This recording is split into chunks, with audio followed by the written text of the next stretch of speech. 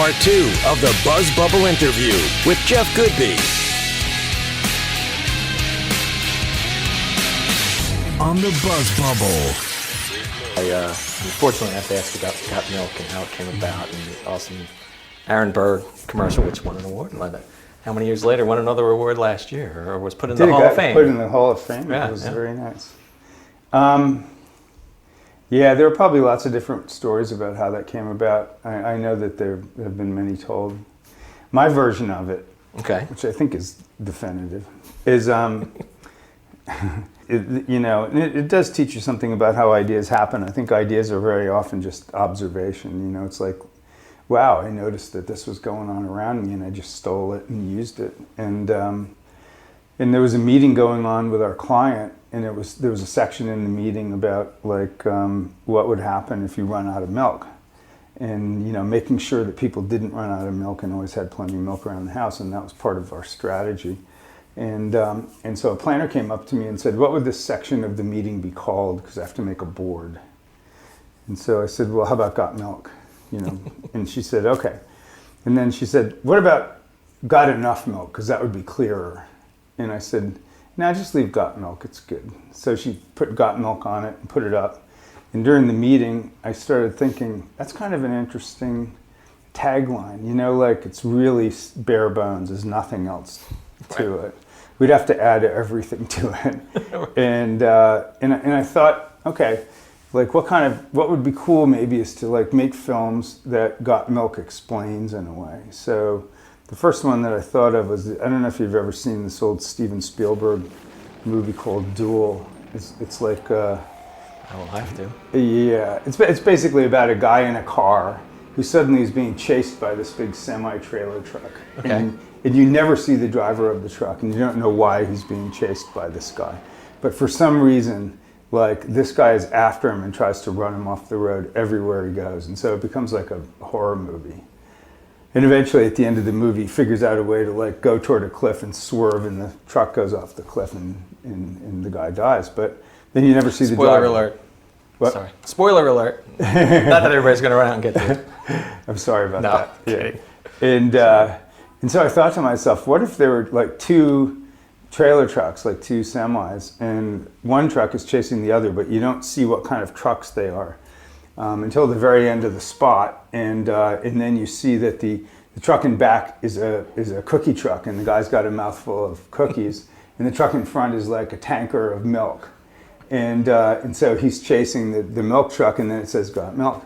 So I came back to the creative department and I said, this is really a shitty spot, but and we've never made the spot, but I said to them, it's like this, come up with stories that, and so they came up with the ideas of, a dad and a kid, and, the dad runs out of milk for his cereal, and so he goes to steal the kid's bottle, and the guy in heaven, he thinks it's heaven, but it turns out to be hell because there's no milk, and he's sort of an asshole. And then, Scott Burns suggested that we do something that had to do with a quiz show, calling this guy up at home, and his mouth is full of cookies or something, and he has no milk, and so they can't understand his answer.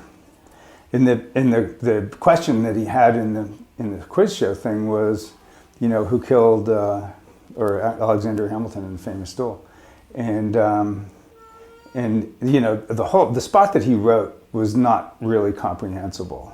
He didn't really I kind of knew what he was getting at, but it didn't really make sense. Right. So you had to add in a radio track, and you had to add in the things that Michael Bay put in, where the guy's apartment is full of paraphernalia, you're right, memorabilia, and so on, and so that you knew that he was a fanatic for this duel.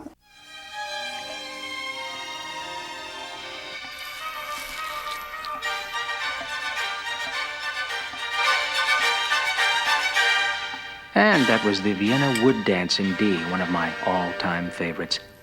And now let's make that random call with today's $10,000 question. It's a tough one.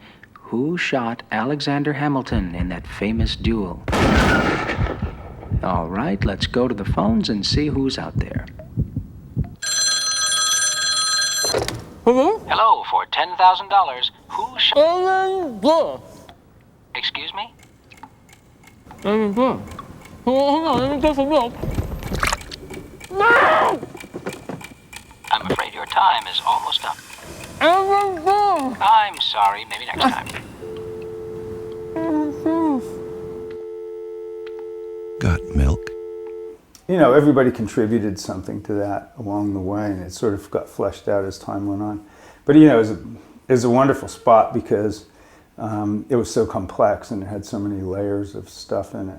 Tom Routson, who was an art director who worked here for a long time, is now a director. Said that was why he wanted to work here. He said, when I saw that spot, I had to work where that spot was made, and I thought that was a very Fantastic nice spot. Yeah. A follow-up question, and you kind of answered it, but I want to see your take on it. Kind of getting the big idea, the tagline, and executions at the same time. Yeah. One before the other, happens both ways. Yeah, I think everything happens at once. You know, sometimes the tagline is the last thing you do. Sometimes it's the first thing. And I think that many times the strategy that the planners come up with should flex to kind of accommodate whether you can do good advertising. Because like a great strategy that you can't do good advertising to is really kind of useless. And you know, we've labored many times for a month or so trying to do something cool with what seemed to be a really good idea. And it didn't really turn up. And a lot of times people go, well, you just have to keep working, or you have to produce the best of the bad work that you've come up with over that month. And, you know, I think it's better to go back and go, are we sure this is a good strategy, you know? So you've sent it back to planning if it just wouldn't execute well. Yeah, and I think the planners are, you know, not always understanding, but for the most part, understanding about it. Creatives have to deal with rejection, they should too. Yeah, all the time. It's the biggest thing you deal with as a creative is Right. rejection. You get rejected, you know, every day. Right. You know, there's not a single day that goes by you don't get rejected by somebody. Where, you know, you show your partner like some cool idea that you brought in, get rejected. Show your wife, she rejects it. Show your kids. Like in my case, I show my kids all the time. They reject it. You know, you have to be able to handle it. They're a good focus group, the wife and the kids. And My kids always have been, the people here are unhappy that I use my children as a focus group, but you know, I try to only use them like to see whether they understand the thing or not. You know, they're relatively intelligent. So I go, all right, you know, did you understand that the guy was trying to go to the store and get, yeah, I did, or not? You know, so I that's what I use them for. I don't use them, you know, I didn't think it was funny. You know, I don't use them for that. Okay, that's good. That brings me to the next question about the big idea. And where does the big idea sit today as opposed to maybe 5 years ago with everything that's going on in media? Is it valid? Is it still valid? And is it, you know, are we moving towards the micro ideas? And well, I think it's just as big as ever. You know, I mean, when I hear about exciting ideas, they're usually really simple, easy to communicate things where somebody comes in and says, you know, what if there's a place where, you know, there's a family trying to get to a glass of milk and it's, you know, in this weird museum and, you know, they're just trying to get, you don't even know why, but there's one glass of milk left in the world and they're trying to get to it. And you go, yeah, that sounds interesting. You know, it's at least a TV commercial. Well, what if it's an online game too? Oh, okay, that's interesting. You know, I mean, big ideas are still at the bottom of things, I think. And then you figure out how to do them well, you know. there's a lot of reeling back against social media and even calling it social media. And, you know, some people think it's replaced the big idea. And it's, you know, as a creating stunts instead of making sure that there is a great idea behind it and there's the messaging behind it. I mean, I've seen some of the work you guys have done in the viral vein. Hotel 626 was amazing. And where does, you know, what are your thoughts on, first of all, social networking being called social media, and then how are you guys leveraging that for your clients these days? Well, you know, social networking is really just a way of putting a whole bunch of match heads together and lighting them on fire, and they all go up at once. And you know, that wasn't possible before, which is really, it's really a cool thing that we can do that. And you know, you have to be responsible with it actually, and be careful of what you do, because things get sent around so quickly. But in a way, there still has to be a great idea at the bottom of it that you want to send around. I mean, viral videos are really hard to make. I mean, everybody's talking, oh, we'll make a viral video. That'll be cool. All we have to do is something sort of bratty and crazy, and everybody will send it. Well, it's not true. I mean, how many times have I said to people that bring ideas into me, would you really send this to anybody? I mean, I know that it's kind of edgy for, a Lipton tea video or something. Right. But you'd never send it to me. Come on. Right. You just wouldn't. Just because a guy gets kicked in the balls doesn't mean it's a good idea. Yeah, you wouldn't send it to me.